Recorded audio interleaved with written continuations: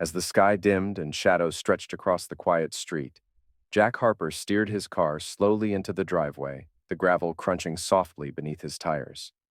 He turned off the engine and sat for a moment staring at the quiet street bathed in warm porch light and drifting barbecue smoke. The evening was peaceful, almost too peaceful. Kids' laughter, a breeze in the trees, all the familiar markers of a typical suburban night. Everything looked the same: trimmed lawns, white mailboxes, creaky porch swings. But Jack couldn't shake the tension coiling in his gut. Something felt off, like a storm was forming behind the calm. He'd learned to trust that instinct. He stepped out and looked at the house. 2 stories, sea green shutters, neatly kept lawn. It hadn't changed since the day he and Kate first saw it 12 years ago. Back then, it felt like a dream. He remembered her running barefoot through the empty rooms, laughing, planning where the bookshelves and mirrors would go. It felt like home, even before the boxes were unpacked. Jack used to believe that peace like this was permanent. Homemade pies, quiet evenings, Kate humming in the kitchen. After a rough past, he thought he'd earned this stability. But now, as he stood on the porch, something inside him, inside the house, felt different. The stillness didn't comfort him anymore. It unsettled him. He glanced up at the bedroom window. The light was on. Kate was probably home, or maybe not. He couldn't be sure anymore. Jack was in his early 40s, a broad-shouldered man whose military posture hadn't left him. Time had sharpened his features and dusted gray into his hair, but he carried it well. His eyes, cool gray-green, lingered on the upstairs glow. He used to feel grounded here. Lately he felt untethered. He remembered proposing to Kate by the lake, how she cried, laughed, and said yes without hesitation. Back then the future felt wide open, full of love and trust. But lately that feeling had faded. Inside, the hallway was dark. Kate usually left the light on when he came home, not tonight. Maybe she was working late or out with friends. But why hadn't she told him? He flipped the switch. Warm light spilled over the familiar furniture, their wedding photo, the vase of dried lavender. Kate's face beamed from the picture, wrapped around him in her lace dress. Jack kicked off his shoes, staring at the photo. The silence around him felt heavier than usual. Kate had been distant lately. Her stories about work, friends, and daily life had dried up. She no longer shared the little things. Whenever he asked, she'd just say, "I'm fine, just tired." Jack never pushed. He believed in giving space. But something had shifted, and his gut told him it wasn't just exhaustion. He walked into the kitchen and spotted a note stuck to the fridge next to a vacation photo from last summer. In Kate's tidy handwriting, it read, "Going to be late, don't wait for dinner." That was it. No heart, no smiley. No love you, just a sentence. Cold, clinical. Trying to brush it off, Jack poured dog food into Barney's bowl. But the golden retriever didn't come running. Then he remembered. Kate had messaged him that morning. Vet checkup for Barney, then a walk in the park. Now it was almost 9 p.m., and neither of them were home. Jack pictured her walking through the park, maybe talking on the phone. He shook off the image. Jealousy had never been his thing. In 12 years, he'd never doubted her. Kate was charming, beautiful. People noticed her, but Jack trusted her. He was a quiet engineer, more at home in his workshop than at parties. Maybe she once had more exciting men in her life, but she chose him. Still, he couldn't ignore the gnawing feeling. He grabbed a bottle of iced tea and sat down in the living room, flipping open a car magazine. But the words wouldn't stick. The only sound was the clock ticking and his own breathing. No footsteps, no car, no voice. If something were wrong, she'd call, right? He tried to convince himself. Maybe she stopped by her parents. Maybe Sarah invited her over at the last minute. Kate was independent. He admired that. He never wanted to be the guy who checked her every move. But now, staring into the dark window across the street, Jack realized something painful. He had no idea where his wife was, or why she hadn't called. Jack tried her number, straight to voicemail. He stared at the phone, unsure what to say, then hung up. A simple text followed. "You okay? Where are you?" Delivered. No reply. He got up and started pacing. On the bookshelf, a photo album caught his eye. He opened it. Wedding day. Kate glowing. Him stiff in a too-new suit, but smiling like he'd won the lottery. Pages of anniversaries, vacations, moving into this house. A shot of Kate hugging puppy Barney, Jack holding car keys. Their history in snapshots. Now he wondered if any of it still meant anything to her. Last night she'd come home late, claimed she was swamped at work, barely touched dinner. Skipped small talk, went straight to bed, facing the wall.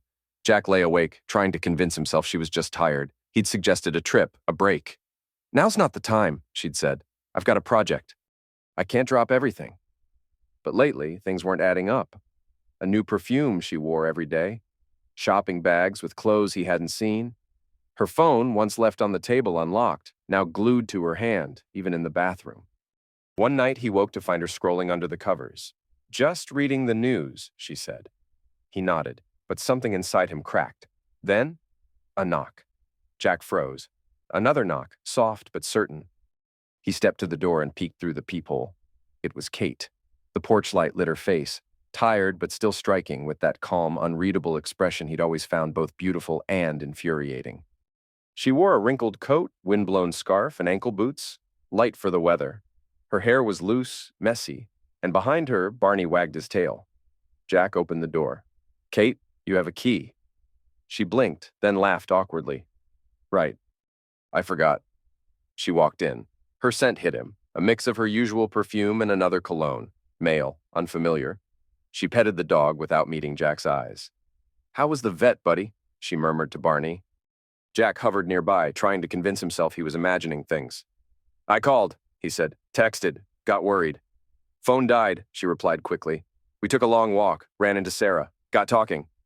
Then the vet kept us waiting. Too many excuses. Too many details that didn't quite line up. Sarah lived across town. The vet closed at 7. It was past 9. Still, he said nothing, just nodded. Glad you're okay. Kate nodded back and headed upstairs. I'm wiped. Shower in bed, okay? Jack didn't answer right away. He watched her disappear, then closed and bolted the door behind him. Barney looked up at him, whined softly. Something's wrong, huh? Jack whispered, scratching the dog's ears. That night, sleep didn't come. The house felt heavy with silence. Every creak, every noise outside only sharpened the tension in the room. Kate came out of the shower in one of his old t-shirts, her hair in a towel. She climbed into bed, faced the wall, and said nothing. Jack stared at her back. Everything looked the same, her outline in the dark, the room around them, the faint scent of shampoo. But something had gone missing. Something vital. That cologne. The shaky story. The way she avoided his eyes. Kate used to lie well when she needed to, but this wasn't a lie. This was distance, and it scared him more. He thought back. How they'd grown quiet, disconnected, slowly but surely. Short chats. Silent meals, long pauses. Now she was here, but barely. Was this the beginning of the end, the final crack in the life they'd built? Jack didn't know if he should confront her or keep pretending. Instinct told him to wait, watch, and hold on a little longer, even if everything was already slipping away. Jack Harper had always been the quiet, steady type, the man who waited, who stayed calm, but this time something broke. He could no longer ignore the signs. The silence between them wasn't peace anymore. It was denial. And now it was time to face the truth. The morning sun filled the house, but Jack felt nothing but darkness. He woke early, Kate already gone. Her perfume lingered faintly. Downstairs, the smell of coffee pulled him into the kitchen. Kate stood at the stove in a sharp pantsuit, too formal for a casual Friday. She looked startled to see him. Morning, Jack said. Hi, she replied, forcing a smile. Eggs? He nodded. She made 2 plates. They ate in silence, tension thick between them. Kate fidgeted with her mug, barely touched her food. You came home late, Jack said carefully. Busy day, she cut in. Work's been crazy. You okay? I'm fine, she said quickly. Deadlines, pressure, new boss. Jack didn't push, but her story felt off. She used to vent about work in detail. Now she gave vague answers, kept her phone close, wore new perfume, bought clothes she didn't mention, and last night she smelled like another man. He suggested a weekend trip, just the 2 of them. She paused. Can't. Meetings. I need the weekend to prep. All weekend? Kate looked away. It's important. She left in a rush, mumbling, love you, then skipped their usual goodbye kiss. Jack sat at the table, staring at his untouched breakfast. She was lying. and doing it badly. He opened his laptop. They shared a phone plan, and Jack pulled up her call log. Most numbers were familiar, but one kept showing up late at night, calls and texts nearly every day. It wasn't local. He searched it, nothing public. Likely a personal cell, possibly his. Jack remembered a name, Rick, a lawyer Kate once mentioned from a conference out of town. A harmless comment at the time. Now it echoed ominously. He stood, breath tight, and opened a window. The cold air didn't help. He needed more than suspicion. He needed proof. The word divorce hit him like a slap. He hadn't allowed himself to think it, until now. Kate had already checked out. He had to be ready. At 10 a.m., Jack grabbed his jacket and drove to the vet clinic. If Kate had been with Barney all evening like she claimed, it would be on record. The receptionist smiled politely. Barney Harper was in yesterday at 6 p.m. Left by 6:40, everything's fine. Jack forced a smile, thanked her, and stepped back into the sunlight. She was free by 6:40. She didn't get home until 9, almost 3 hours unaccounted for. And now, the truth was catching up. Jack slid into his truck but didn't start the engine. He just sat, fingers tapping the steering wheel, trying to breathe through the betrayal. Kate was lying to him. He felt it in his bones. If she could hide the truth, he had every right to find it. She had claimed her weekend was packed with work, but Jack doubted that. More likely, she was planning to meet him, the mystery man. That gave Jack an idea. He wasn't going to follow her in person. Too risky. Instead, he'd use something smarter. Back home, he dug through old boxes in the attic and found a dusty Android phone he once used for GPS experiments. It still powered on. He activated location tracking and linked it to his Google account. Now, he just needed to plant it in her car. Kate's sedan was parked out front. He slipped outside, grabbed the spare keys from the hallway console, and quietly approached the vehicle. The street was empty. He opened the door and tucked the phone beneath the passenger seat, hidden but with a clear signal. Locked up, walked away. Done. That evening, Kate came home late, said she'd be gone early for a full day of meetings. Jack just nodded. He played it cool, but inside, he was boiling.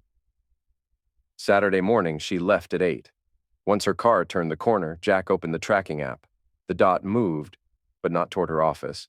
It was headed east, away from the city. Jack watched as the signal stopped hours later, in a remote town at a spa resort. Not work, a weekend getaway. Jack's hands went cold. Still hoping for some innocent explanation, he packed a camera, binoculars, and hit the road. He drove in silence, eyes on the highway, thoughts on loop. How long? How had I missed it? When he arrived, the spa looked exactly like he feared. Secluded, quiet, upscale. He parked far off, keeping his truck hidden behind other cars. Kate's white sedan was already there. Hours passed. He waited. Then, just after 1, they appeared. Kate walked out of the building, glowing, laughing. Her face lit up with the kind of joy he hadn't seen in years. She looked free. Next to her was a man. Tall, confident, designer jacket, sunglasses, carrying a suitcase in one hand, the other wrapped casually around Kate's waist like he'd done it 100 times. They moved like a couple. Talking, touching, lost in their own world. Jack froze, binoculars pressed to his face. It wasn't just the betrayal, it was who Kate became with him. She looked alive, like a version of herself Jack hadn't seen in years. And that hurt more than anything, because now he knew. She hadn't just lied, she had left him long before she ever walked out the door.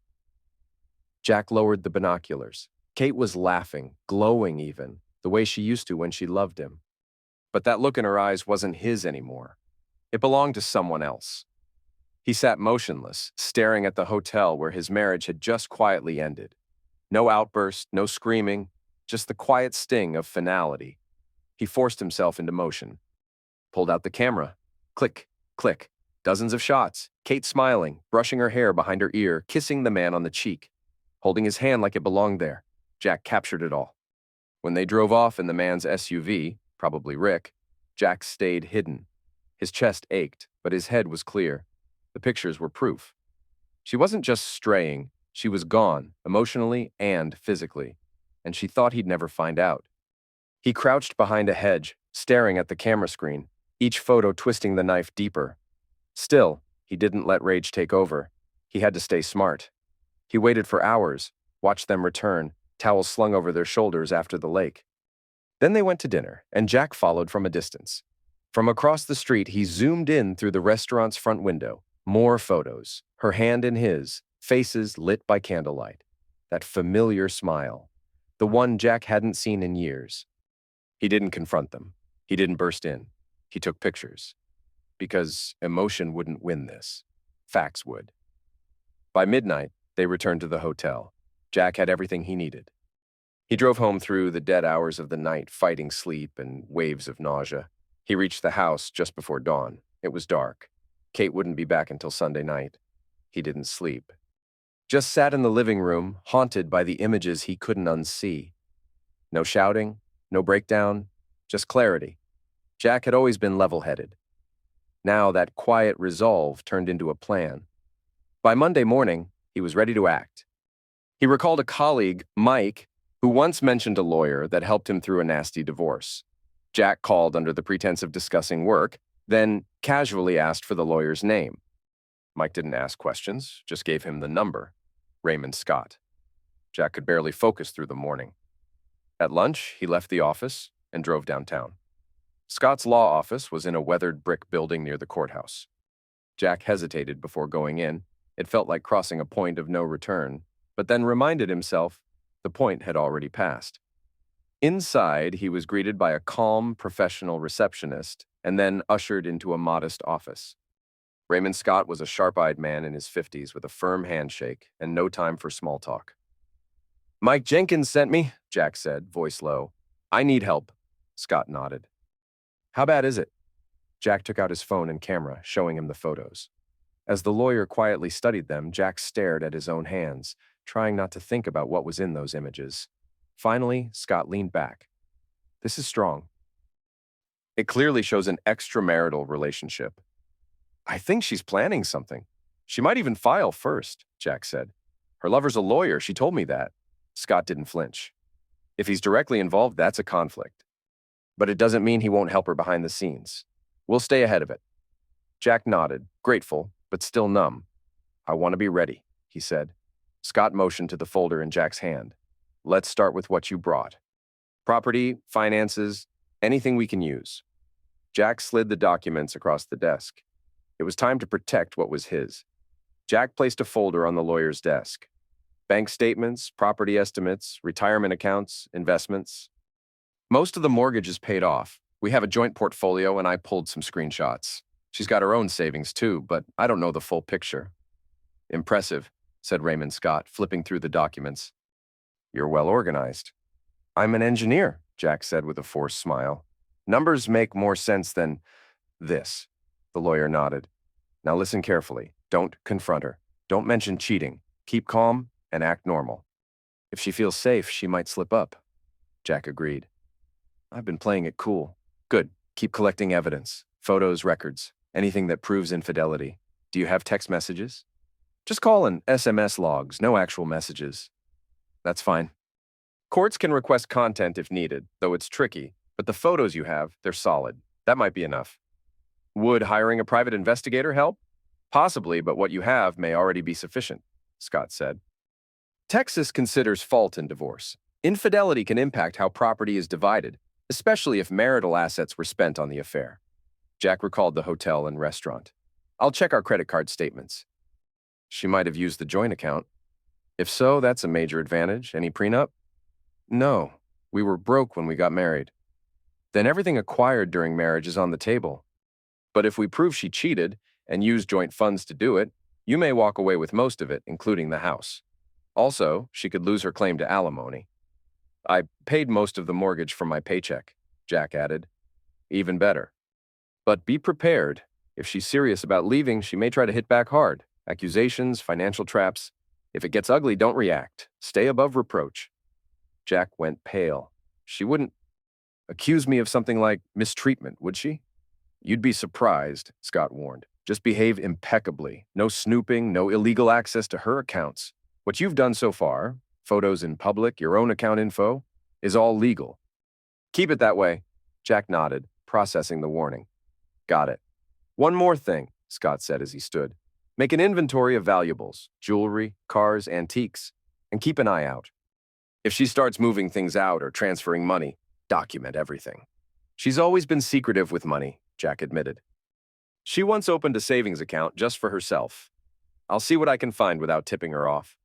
If she files first, call me. If you decide to file, we'll get everything prepped. But sometimes it's better to let her make the first move. It gives us the element of surprise. Jack shook his hand. Thanks, I'll be ready. Back at work, Jack tried to focus, but he was a ghost at his desk. Colleagues asked if he was okay. He waved them off, blaming a rough night. No one could see the storm inside him. That evening, he got home before Kate. With time to spare, he checked the filing cabinet and found an old statement from her personal account, $20,000 2 years ago. He snapped a photo, then he peeked inside her jewelry box. Everything was still there. Heirloom necklace, diamond earrings, anniversary gifts. At least she hadn't started moving assets. Kate came home a little later. Her footsteps were light, her movements casual, but something in the air had changed. Jack greeted her with a calm smile, one he'd mastered over years of marriage. Dinner was ready, pasta, salad, her old favorite. He poured wine. Everything looked normal, but the tension between them was thick and silent. You cooked? She asked, surprised. Thought you might be tired, he said evenly. Kate hesitated, then sat. She nibbled at her food, quiet, as if choosing her words. Jack studied her movements, the way she tucked her hair, the fork in her hand, her tight jaw. Thank you, she said softly. This is nice. Jack only nodded. If he spoke, he might say too much. The silence between them stretched. No laughter. No talk about the day, just a quiet, simmering truth neither of them voiced. Jack felt its weight, but he wasn't ready to confront it. Not yet. Jack watched as Kate opened her mouth a few times, then hesitated, clearly wrestling with something. Finally, as dinner neared its end, she spoke softly. Jack, we need to talk. He set his fork down. Okay. She avoided his eyes. Lately, I've been thinking about us. Our marriage feels stuck. Like we're roommates, not partners. Her voice trembled, but Jack said nothing. I just think it would be better for both of us if we ended things before it gets worse. You mean divorce? Jack asked. She nodded. Yes. A fresh start for both of us. Jack stayed calm, just as Scott had advised. If that's what you want, I won't stop you. Kate blinked, caught off guard. She'd expected anger. Instead, she got acceptance. I'll start the paperwork, she said. Jack nodded. Let's keep it civil. We don't have kids, just Barney. We'll figure that out. The air between them was thick with unspoken pain. Her eyes landed on a mug she'd used since their first year together. Her hands shook slightly. We tried, Jack said quietly. Kate nodded. I remember every test I took alone so I wouldn't get your hopes up. Every night I cried in the bathroom. I remember how you held me. Her voice cracked, and Jack looked down, remembering the tiny shelf he once built for kids' books, then quietly disassembled. I just got tired of hoping, she said. So did I, Jack whispered. And not everything can be saved by trying harder. For a moment, they shared a silent, mutual sadness, not of anger, but of dreams lost over time. Kate stood and started clearing plates. About the property, Jack stopped her gently. Not now. We'll handle that later. Right, she said, almost in a whisper. I think I'll turn in early. She left. Jack stayed behind, cleaning up, then crashed on the couch downstairs. He didn't sleep much, but he felt a strange sense of calm. The curtain had dropped on Act 1, and he hadn't revealed his hand. The next day, Kate sat at a bistro near her office, nervously stirring her lemonade. She was waiting for Rick, her lover. Her thoughts lingered on the night before.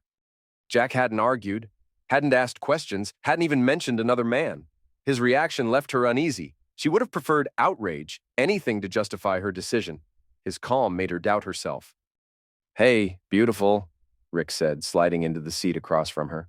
Sharp suit, confident smile. He was everything Jack wasn't. Well, he asked. Kate hesitated. I told him I was unhappy. Asked for a divorce. He just agreed. Rick raised an eyebrow. No questions? No accusations? No, nothing. He took her hand. Strange. Do you think he suspects? I don't think so. I've been careful, cleared my phone. Jack's never been the spying type. Rick smirked. No husband is, until he is. Kate shook her head. He's just passive. Maybe he's ready to move on too. Did he ask if you're seeing someone? No. Did he sleep in your bed? No. Stayed on the couch. Rick leaned back. Still, don't relax. You need to file first. Take the lead legally. I already called your friend, Sarah Miller, meeting her tomorrow. Perfect. She'll take care of it. Just tell her I sent you. Kate looked down. It's weird. I feel guilty. Jack wasn't a bad man. Rick squeezed her hand. That's in the past. You're building a better future. Kate nodded, though her eyes still held something heavy. Regret, maybe. But she stayed silent. The plan was in motion. Rick leaned back, his tone laced with disdain. He never valued you the way he should have. You felt like a background character in your own life, stuck in suburbia with a guy who was more into tools than your future. Kate hesitated, then nodded. She'd once dreamed of travel, ambition, something more. Jack had been content with routine. Maybe she had settled too soon. You deserve more, Rick continued, stroking her wrist. You wanted to live boldly. With me. And now you can. You're right, she said. I still care about him, but I won't back down. Good, Rick said. Let's talk about what you want in the split. Kate didn't hesitate. The house. I've put too much into it. Property values are rising.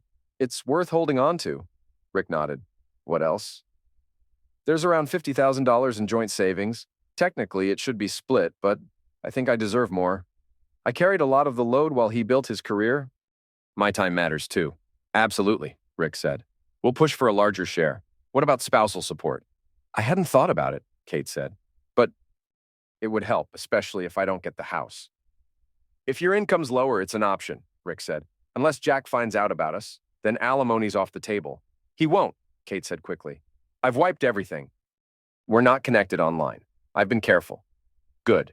And stay that way. No photos, no meetups in public until the divorce is finalized. If he suspects anything, play innocent. Kate nodded, though her expression tightened when Rick brought up finances again. Maybe shift some of the joint funds, just a bit. Make a large purchase. Move money to your account. Then return it later. Kate frowned. Isn't that risky? Rick smiled. Only if you're sloppy. Just don't be obvious. And check if you still have access to the joint account. Download a statement before anything changes. I will, she said. He hasn't filed yet. He might soon. File first. That way, we control the terms. You said he's passive. He won't see it coming. Kate exhaled, then smiled faintly. Tomorrow, I meet with Sarah Miller, your lawyer friend. Perfect. Tell her I sent you. Rick glanced at his watch, kissed her, and whispered, I love you. Kate watched him leave, heart racing. Regret lingered for Jack, but she felt ready. A new life was waiting, and she wasn't going to lose. A week later, Jack pulled a thick envelope from the mailbox. Divorce papers. Inside, legal language spelled out Kate's demands. The house, half the assets, possible alimony. Jack stared at the pages, unsurprised but still stung. She was going all in. He sat at the table and called his lawyer. She filed, Jack said. As expected, Raymond Scott replied. Standard list. Money, house, support. Jack's voice stayed calm, but his grip tightened on the phone. Should we mention her affair now? We'll include it, Scott said. Photos, call logs, everything you've got. We'll introduce it strategically. Jack paused. Part of him wanted to expose everything now. Another part wanted to wait, to let her think she had the upper hand. Let's keep it vague for now, he said. Just note marital misconduct. Details come later. Scott agreed. That wording gives us leverage. When the time's right, we'll hit them hard. Good, Jack said quietly. He ended the call and stared at the blank screen. Kate would soon realize he wasn't clueless, that her careful game had been watched the whole time. And when it came time to fight, Jack would be ready, with every piece of proof lined up and waiting. Jack stood by the window, watching Barney nap on the porch. The house still looked peaceful, but Jack knew better. This was just the quiet before everything unraveled. Once he was sure Kate hadn't come home, he logged into their joint bank account. The balance was lower than expected.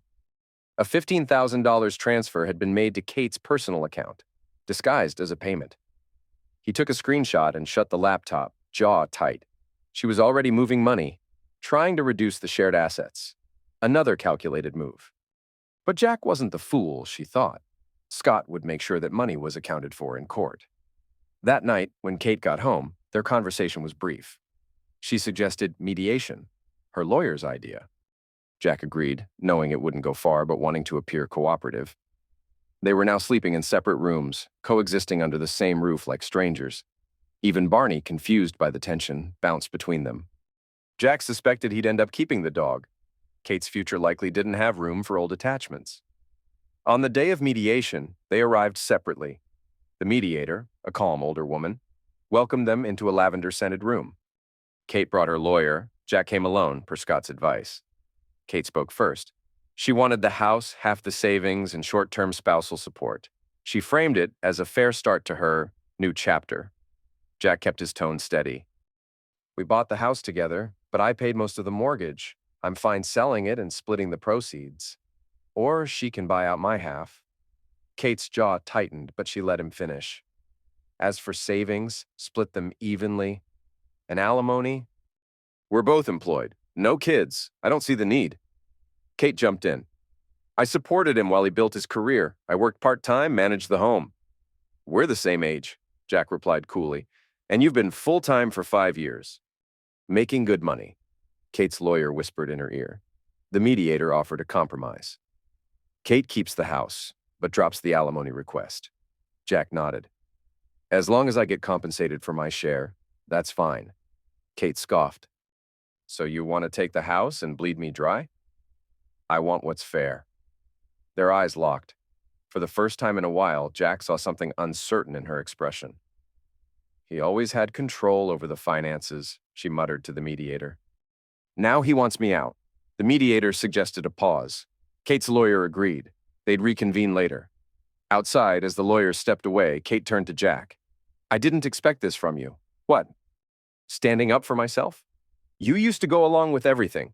Now suddenly, you're all sharp edges. I'm just protecting what's mine.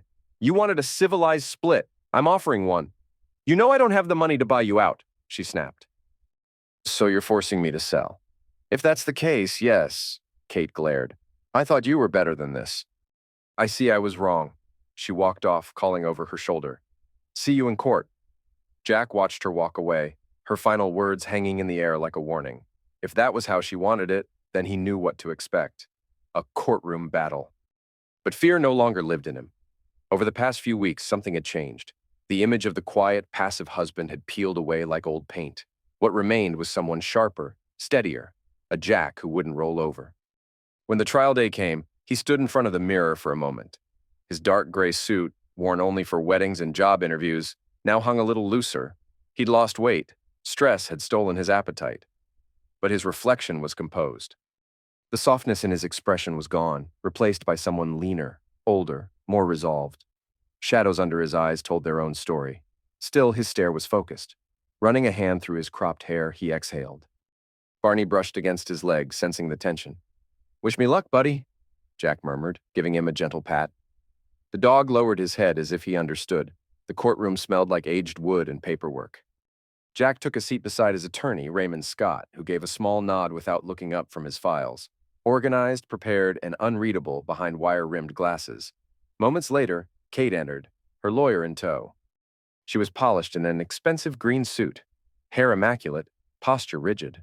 But Jack noticed the pale cast to her face beneath the makeup. She didn't look at him. Rick was there too, seated quietly at the back of the room. Sharp suit, smug expression, as if waiting for his prize to be handed over. Jack clenched his jaw, then turned toward the judge. Judge Henson, silver-haired and serious, opened the case. Harper versus Harper. Kate's lawyer spoke first, delivering a smooth narrative. The marriage, she claimed, had run its course. Her client had done her best to preserve it, but it had dissolved over time. Divorce, she said, was mutual. She stressed Kate's contribution to the household, framed her as the support system behind Jack's career.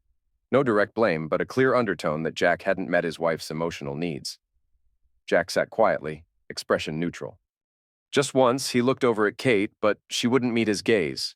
Was it guilt or fear? Then Scott stood. His voice was clear, confident. He cut right to the point. This isn't just a story of growing apart. This is about betrayal, This marriage ended because of the wife's affair. The courtroom went still. The judge arched a brow. Kate's head snapped up, her eyes wide. Rick stiffened in his seat, half rising, then sank back. Kate's attorney looked blindsided. Scott continued without pause, handing a folder to the judge's assistant. These are photographs documenting an ongoing extramarital relationship. Jack knew exactly what the folder held. Images from the spa, Kate in Rick's arms, holding hands, kissing, proof. The judge looked up. This affair began before divorce proceedings? That's correct, Your Honor, Scott replied. The assistant passed copies to the bench and opposing counsel. Kate opened the folder and visibly paled, her face flushed with color, then drained. Her lawyer's jaw tensed as she flipped through the evidence, clearly unaware these photos existed. Mrs. Harper, the judge said sternly, do you or your counsel have a response? Kate stood abruptly. Your Honor, we don't know how these were obtained. This may be a violation. I took them, Jack interjected, standing. His face was hot, but his voice was steady. In a public place. That's my wife in the pictures and her companion. Mr. Harper, please, the judge said, raising a hand. Let your attorney speak on your behalf. Jack sat down. His outburst had slipped out, but he felt a strange relief. The lie was out in the open now. Kate buried her face in her hands, whispering something to her attorney, who nodded before addressing the court. My client admits to a relationship, but insists it began after the marriage had already collapsed. They had emotionally separated before any physical involvement. Jack flinched but held his tongue. Scott didn't. With respect, Your Honor, he said. The divorce petition was filed a month ago. These photos are dated 6 months back. This relationship began well before any legal separation. He turned toward Kate. She said nothing. Her lawyer hesitated. The couple may have been struggling prior, but infidelity is still infidelity, Scott cut in. And in Texas, adultery is grounds for fault-based divorce. The judge raised his hand again. We've heard enough. Mrs. Harper will have her chance to testify. Let's proceed for now. Mr. Scott, anything else? Scott nodded slightly, but didn't speak. The damage was done. Kate sat frozen, her head bowed, hands clenched in her lap. Her attorney busied herself with documents, clearly rattled. Rick, now quiet and uneasy, remained on the back bench, suddenly stripped of his usual smugness. The room felt heavy. But despite the exhaustion settling deep in Jack's bones, a quiet, solid sense of relief took hold. The secret he'd carried was no longer his alone. Scott straightened a few papers, then addressed the judge with unwavering calm. Your Honor, we also have documentation indicating that Mrs. Harper attempted to move a significant portion of the couple's shared funds into her personal account without Mr. Harper's knowledge or consent. He handed the folder to the clerk, who brought it to the bench. This bank statement reflects a transfer of approximately $15,000 just days before the divorce was filed. The purpose? Disguised under vague notes suggesting intent to shelter funds from equitable division. The judge frowned and turned toward Kate. Mrs. Harper, is this accurate? Kate hesitated, then murmured, That money? It was from my personal savings. No, Your Honor, Scott cut in. It was deposited into a shared account, then swiftly moved under her sole name. This kind of behavior, moving marital funds to private holdings right before filing, is unfortunately not uncommon in contested divorces. Kate flushed. I was going to use it for some renovations, she said, but her tone lacked conviction. The judge leaned back, rubbing his temples. I see. So here's what we're looking at. He turned to Kate, voice calm but stern. Mrs. Harper, your claim was presented as a mutual, respectful separation. Yet the court sees evidence of both infidelity and attempts to conceal marital assets. Under those circumstances, your request for spousal support seems, at best, misguided. Counselor? Kate's lawyer stood. Your Honor, my client has contributed greatly to this marriage. He motioned for her to sit. That will be considered. Thank you. Then he looked to Jack. Mr. Harper, are you requesting any additional compensation, emotional damages? Legal restitution? Jack slowly stood. No, sir, I just want an honest split and to move on with my life. There was a faint tremor in his voice, but what he said couldn't have been more true. He wasn't here to drag things out. No revenge, no drawn-out fights, just closure. The judge nodded and turned to his notes, then began to deliver his ruling. Jack held his breath as the decision unfolded. Kate grew visibly paler with every word. The marriage was formally dissolved. The house was to be sold unless Jack opted to pay Kate her 30% share, allowing him to retain ownership. The asset split wasn't even.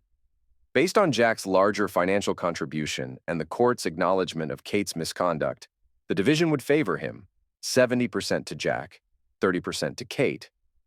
As for the $15,000 she had transferred, it would be deducted from her portion, considered already received. Spousal support was denied outright. Kate's income was deemed sufficient, and the judge cited cause for the breakdown of marriage as a factor. Both parties were to pay their own attorney fees. Jack exhaled slowly. It was more than fair. It was a clear win, legally, morally, and emotionally. Across the room, Kate looked stunned. Her hand gripped the edge of the table. She hadn't just lost the case. She'd lost control of the story she tried to script. 30% and no alimony, far from what she had counted on. The judge gave a final glance to both sides. Let's try to settle the remaining steps civilly. Court is adjourned. The gavel's crack echoed like a door closing. Jack stood. Raymond Scott extended his hand with a quiet, "Congratulations, Mr. Harper. Not every day justice comes through this clearly." Jack gave a small nod. He felt something like breath coming back to him. He gathered the documents, tucking them into the folder, and scanned the courtroom one last time. Kate hadn't moved. Her lawyer leaned in, speaking softly, but Kate just stared ahead, unblinking. Rick was gone, slipped out sometime after the ruling like smoke in the wind. Jack wasn't surprised. When things got uncomfortable, men like Rick vanished. He had no doubt Rick would be miles away before Kate even left the building. Scott walked off to speak briefly with the judge before heading out. They would finalize the paperwork in the coming days. Jack lingered. He couldn't leave it like this. After all those years, through happiness, routine, loneliness, disappointment, there had to be something more than just silence to end it. He needed to say goodbye, not with bitterness, but with something real. He approached quietly. Kate was sitting near the window now, hunched as if weighed down by everything she'd refused to see until today. When she looked up, their eyes met for the first time in weeks. Her face trembled, tears rimmed her lashes. She tried to keep her composure, but the mask cracked. They stared at each other for a moment, two people who had shared a life. There was so much between them that no court could account for. The looks, the laughter, the dinners in silence. The dreams left behind. The love that faded quietly, and the betrayal that didn't. "You set this up," Kate choked out, her voice hoarse. "You followed me, watched me. You waited." Jack didn't flinch. "I protected myself," he replied, his voice low. "You just didn't expect me to." Kate's expression twisted. Grief, rage, shame all crashing at once. But Jack didn't raise his voice. He didn't gloat. "You wanted to blindside me," he said, quietly, cleanly. "But I wouldn't let you burn my life down without a fight." Kate sat slumped, her hands shielding her face, shoulders trembling. Gone was the confident woman who had once taken control. In her place was someone grappling with the fallout of her own choices. "I didn't think it'd end like this," she whispered through her tears. "This isn't what I imagined." "No one ever thinks it will," Jack replied quietly. "No one walks down the aisle expecting it to fall apart." He sighed deeply. "I didn't want to fight. I loved you. I wanted to fix things, but not at the cost of my self-respect. You may not have meant to do what you did. Not all at once, but you made your decision." Silence stretched between them. When Kate finally lifted her head, her face was streaked with tears, her eyes rimmed with red. She looked hollowed out. But beneath that broken exterior was something painfully real, a kind of stripped-down honesty that came too late. "So now what?" she asked bitterly. "Are you satisfied? You held your ground, claimed your victory." "Is that what this was about?" Jack didn't answer right away. His expression was calm, but behind it, a weariness lingered in his eyes. "There's no winning here, Kate. We both lost. The only thing I did right was not losing myself. I hate that it turned out like this. I really do. Not just for you, for us. We had something once, and we kept pretending everything was fine long after it stopped being true." Kate wiped her nose. Her guard was down now, no more defenses left to hold. "You were always the better one," she whispered. "And I was stupid." Then the tears returned, raw, unguarded, and painfully human. She cried openly, without shame. And Jack could see the sorrow was real. Grief, not guilt. Not a tactic, not a plea. Just mourning something precious that was gone. And for a brief moment, something long buried stirred in him. A flicker of the man who used to greet her at the door with a smile, who brought her soup when she had the flu, who once whispered dreams of a family. That warmth was still there, but with no home to settle into now. He reached out and gently rested his hand on her shoulder, a light, familiar touch. "We'll get through this," he said softly. "Not together, but we'll get through it. You wanted a new life. Now's your chance. Just don't build it on lies this time. Be honest with yourself and everyone else." She looked up, her expression full of sorrow, and maybe something else. Gratitude, perhaps. Then she gently pulled away, not harshly, just carefully, like someone still learning to stand on uncertain legs. Wiping her eyes with a crumpled napkin, she looked at him again. Her face, for the first time in a long time, carried the weight of understanding. "Goodbye, Jack," she murmured. He nodded. There was no resentment in his voice, only a quiet strength. "Goodbye, Kate." Jack turned and walked toward the door, her uneven breathing behind him. He grabbed his keys, opened the door, and paused on the threshold. He inhaled the familiar scent of the home they'd built together. Then, without another glance back, he stepped out. As the door clicked shut behind him, something inside him released, like air slowly escaping a sealed jar. It was final, but it was also freeing. A week later, the house sat still and empty. Jack had chosen to keep it, covering Kate's share as awarded by the court. He didn't want to sell the place where so many memories, good and bad, had taken root. Despite everything, the house still mattered.